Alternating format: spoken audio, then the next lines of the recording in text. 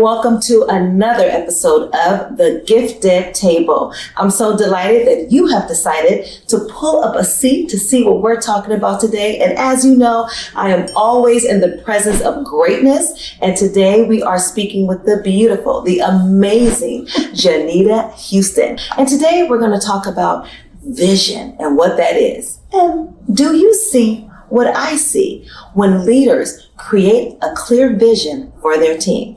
So welcome to The Gifted Table. Well, thank you for having me. I'm so excited to be here. I'm more excited. She is also my sorority sister. So we serve in capacity for Southern California in both the Riverside and San Bernardino counties. And you always are doing amazing things with the girls, with connecting with women. You just have such a great air about yourself with that. So tell me, what is that role with the Girl Scouts? My role is to serve in the mission, building girls of courage, confidence, and character. However, we can give girls and provide them with opportunities to find their greatness, find their wow, because it's already inside of them. We are just giving them the opportunities to bring that out. And that's really what my job is. My job is to connect the girls with partners, community partners, school partners, career partners, and just give them that opportunity to say, wow, it's already inside of me, but they're giving me this venue, like we're building this bridge to allow them to find their wow. And that's really what that mission delivery stands for. And how long have you been in the organization? And then how long have you been in this position? So I've been in the organization for 13 years. In July, I will celebrate 13 years. And I've been in the chief position for going on 2 years. So before that, I was the VP of external relations, and then I just transitioned into my role a couple of years ago and took on a little bit more responsibilities. So now you're sitting in that C-suite as a leader. Yes, I am. It's been a long time coming. Yes. But we're here. We're at the table, and we're able to make a difference. And I think that's what's most important. Pull up your seat and stay in that seat. Right? And keep climbing into the other seats. Keep climbing. And so many people know Girl Scouts for their cookies, right? You know, and all of their other community service things that the girls do. They're always trying to fundraise and build things. What is the overall vision of Girl Scouts for those who may not be familiar with the organization as a whole? It's actually in our mission statement, building girls of courage, confidence, and character. That is our mission statement. That's right. Yeah. Triple C. CCC. So that's really what it is. It's just building girls of courage, confidence, and character. The motto was see a need, fill a need. And that's really how I do my vision, is see a need, fill a need. There's needs all over our community. Some of them we see more than others. Some of them are more prevalent, but see that need, and as Girl Scouts, we try to fill that need. And I think that's where I come up with my vision, and that's what I ask my team, is look around you, look in the communities around you. What is it that they need? And then it's our job to help our girls make that need and identify that need and then fill it. So when you're talking about the vision, because that's so key, we know that without a vision, the people will perish, right? We got to have something to focus on, something to guide.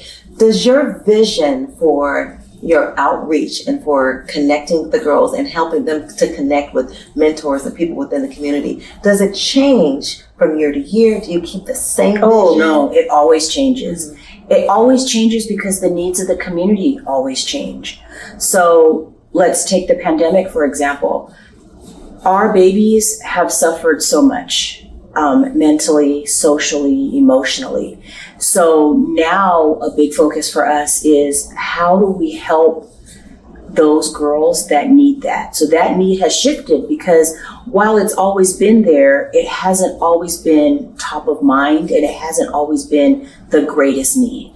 So the needs of our communities shift daily, weekly, monthly.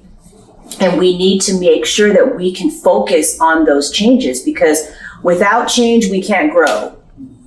And if we can't fill a need, we can't continue to fill needs that come behind it. So we have to keep doing that. We just have to. What is your current vision right now?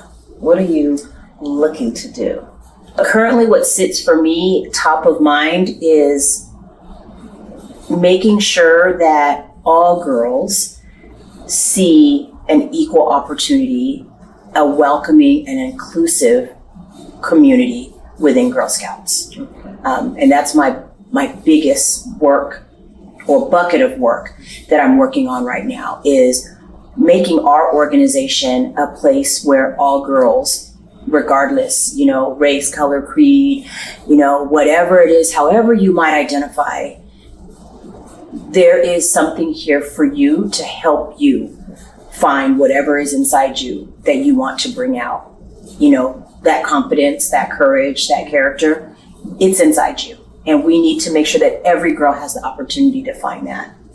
So I think that's my biggest. I like that. And with that, your team has to be on board. Oh, yeah. Right? They have to be on board to see that same vision. And shared leadership could be a great part of it. How do you communicate your vision to your team? I talk to my team all the time, and I share my work with my team.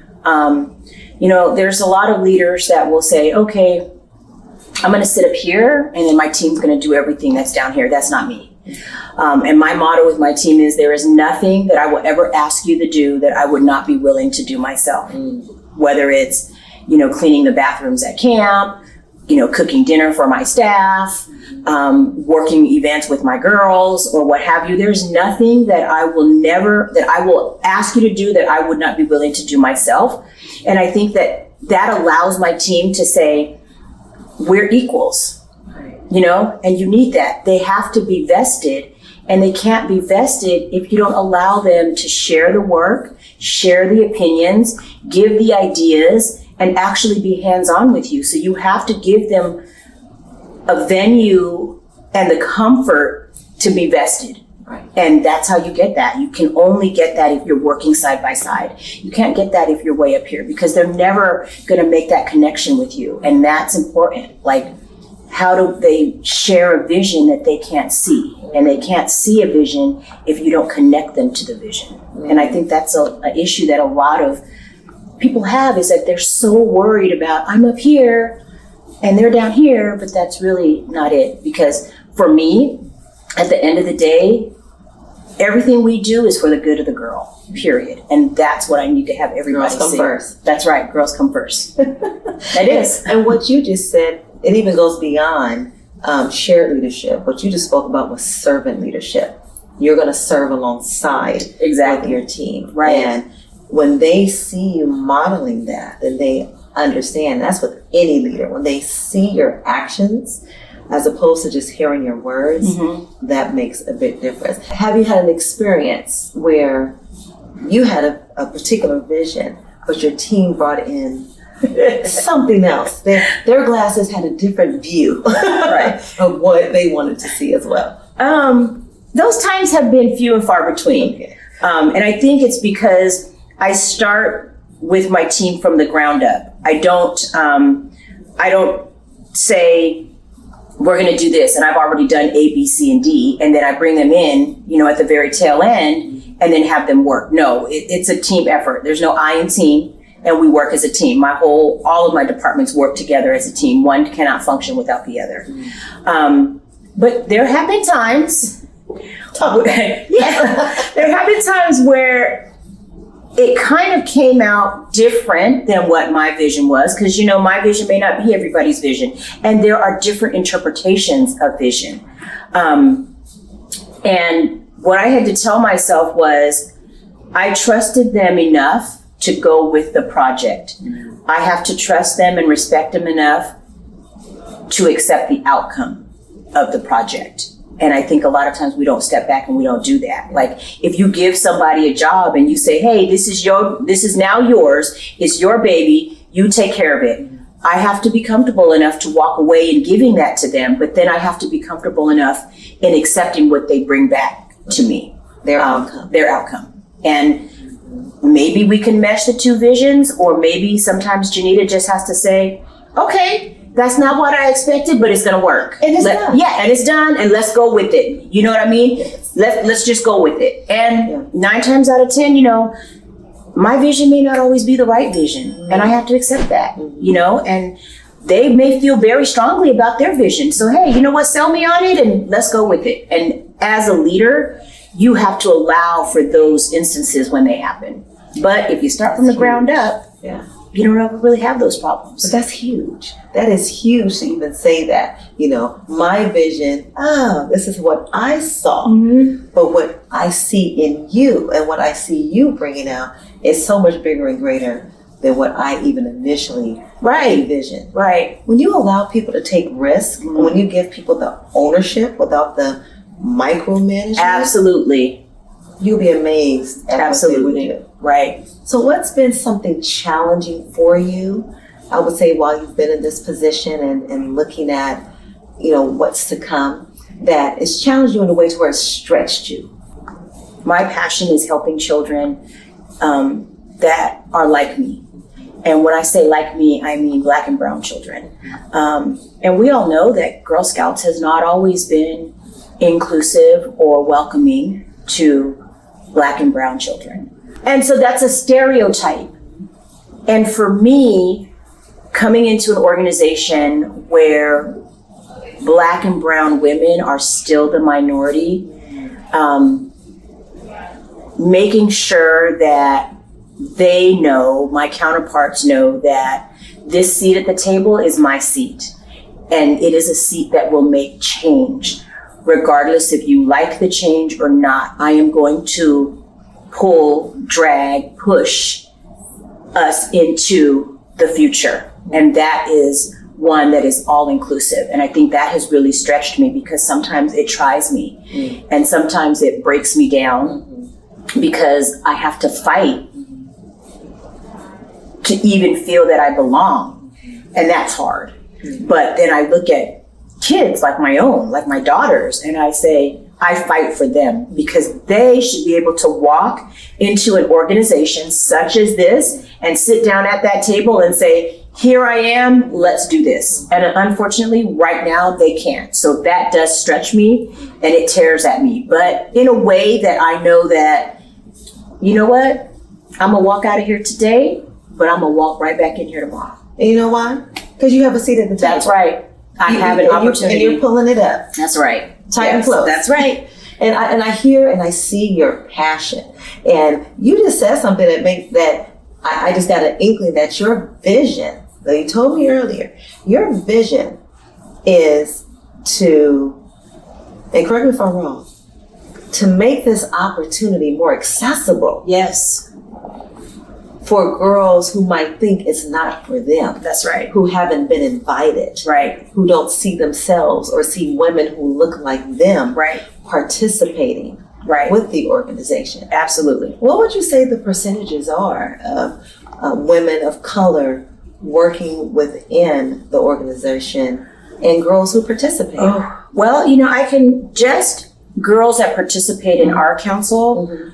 Our African American population is less than 3%. It's a very low number considering the environment and the demographic that we sit in. Mm-hmm. We serve San Bernardino and Riverside counties, and that's a very low number considering the demographic that we sit in. And then if you look at women of color in leadership positions just within the Girl Scout organization, we have 112 councils. I recently attended a product sales conference. That's one of the departments that I oversee. 112 councils present, and I could probably count 15 women of color. So there's some work to do. There's a lot of work to do. But I'm so glad you're in a position to do that. Yeah. And you're working with a great team of people. I do. I have a phenomenal department, several departments. I have training, volunteer, hire awards, all of the entrepreneurial program, which is cookies that everybody loves, fall product that people are still trying to get out into the community to let people know that we participate in fall product, Marcom, graphics, events, retail, camp, programs. So I have a very large department, but I am one of those people that always says teamwork makes the dream work. And so my team is a phenomenal team, like an amazing team. I love it. So the girls I know you want to impact, More specifically, what type of impact do you want to make on the community while you're sitting in this seat? I really want the community to see the Girl Scouts as thought partners and as doers in the community. So I want to create the next generation of girls that are engineers, that are STEM oriented, that are teachers, doctors, welders, police officers. Like, we want them to see that girls don't want to take a back seat. You know, that old adage, anything boys can do, girls can do better. That's what I want the community to see, that our girls can contribute and do contribute heavily, and not only in the moment, but they leave legacies. That's what I want the community to see. That's kind of the stamp that I want to put, is the girls that come from this council leave legacies. They leave a history, they leave a mark that's going to continue to grow. Is that your vision for the girls? Or do you have an additional vision that you want for these beautiful young women who you serve with? I want, really for me, I look at these babies because, you know, a lot of our babies come from underprivileged communities. I want these babies to see the world and experience the world. And we do that literally one box of cookies at a time. Like, we try to take our babies. I've taken them to Greece, to China, to Japan, to Paris, to France. We're going to Dubai, the Maldives, Fiji. Like, I want these babies to see that there is life outside of San Bernardino. There is culture. There is experiences. There are things that they would have never even imagined that are right within their grasp outside of San Bernardino, Riverside, the United States. Like, when they say like the world is just this huge, amazing place for you to learn from, I want our babies to be able to go out there and learn stuff from that. You know, life experiences. Eliminate the boundaries. That's right. All of them. All of them. And see, I was not a Girl Scout, so right now I feel as if I was neglected and not offered the opportunity. Am I too old to apply? Can I start off as a brownie? Is it okay? Because I would like to take some of those trips as well. Or do you need a volunteer? Because I see your vision. Always need volunteers. I see the vision. I see the vision. It's beyond the walls. It's beyond the building. It's no borders. Mm-hmm. No borders. Like, the world is an open map. Start dropping pins. Mm-hmm. That's really what I want the girls to see. It's open, you know. I love that. How do they respond to you? And how does your team respond to you when you come with this passion and this vision of, this is what we're going to do, these are the expectations, these are the goals? What's the response? Well, you know, for my team, I like to think that they like me. But for me, my team is family. They're an extended family, and I watch over them because I always feel like they should all know what I know. So if and when I ever get the opportunity to leave this seat, one of them can automatically step in, and there is no hiccup in the work that we do. And I think that they value that. And I think that they value that I'm a thought partner and a colleague and not just a boss, not just a supervisor. The most amazing feeling in the world is to have a little one put their hand in your hand. And that, you know, brings tears to my eyes.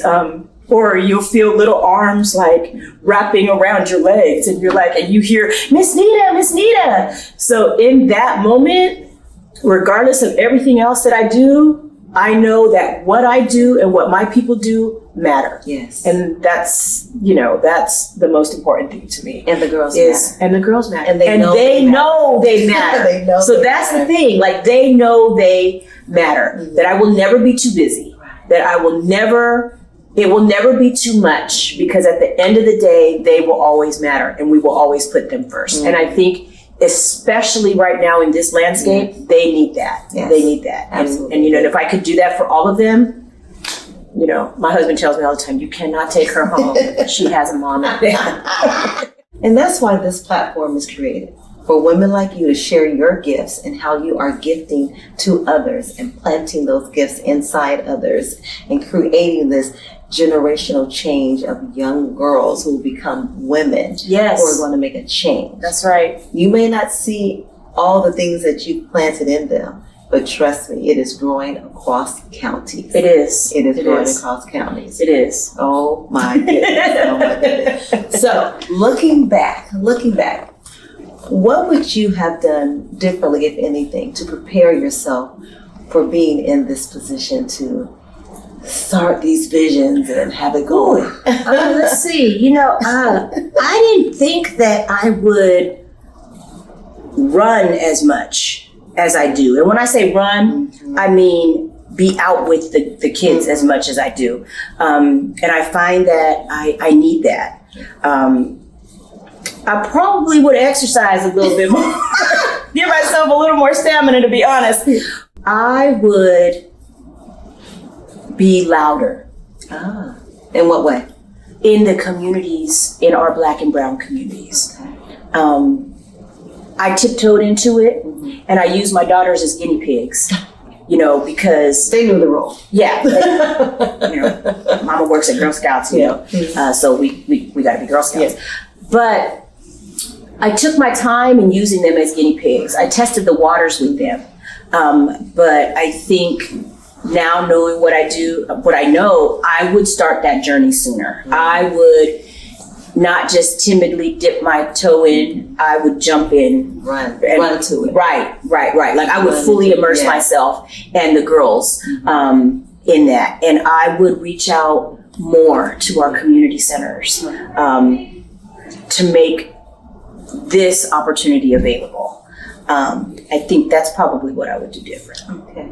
So now, looking ahead, what is it that you want in order to ensure your vision for making sure every girl that you come in contact have access, has opportunity, courage, confidence, and character? So what do you need going forward, and what is it that you want? I want to build more community partnerships with the people in the community that are actually physically impacting, our girls, whether it be community centers, whether it be, libraries, whether it be high schools, elementary schools, what have you. I want to build more community partners, more community thought partners, more partners where we can allow the programs that we have to offer. A lot of people just think, all the Girl Scouts do is really sell cookies, but a lot of people don't really know that more than half of the women sitting in Congress were actually Girl Scouts. But wait, there's more. You come into schools. Right. We do. We come into schools, we come into community centers.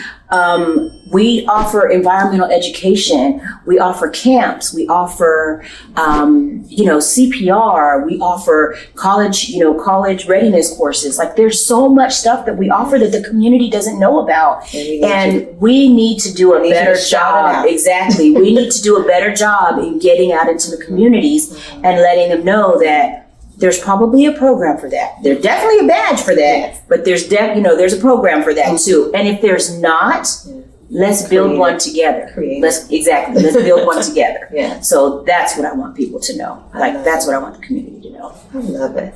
Well, I know that you're going to continue to do amazing things. Thank you. And all of the young ladies who cross your path are truly blessed. Thank you. They may not know it now, but they will know by the time they leave your presence. Right. You are a gift to them. Thank you. And I'm so glad you took a moment and took your time out to take a seat at the gifted table. Oh, thank you. Thank you so much for having me here and letting me speak my truth, speak my, share my little corner of the world, and let people know that it's just more than, it's a lot more than Girl Scout cookies. So. It's more than the cookies, people. Right. So thank you so much, everyone, for taking your seat here at the gifted table. I'm so glad that you did. And I want you to be intentional about what you do, not only for the Girl Scouts, but other community organizations who are touching the lives of young women around the nation. So until next time, stay grounded, innovative, fierce, transparent every day. In other words, stay gifted. I'll see you next time.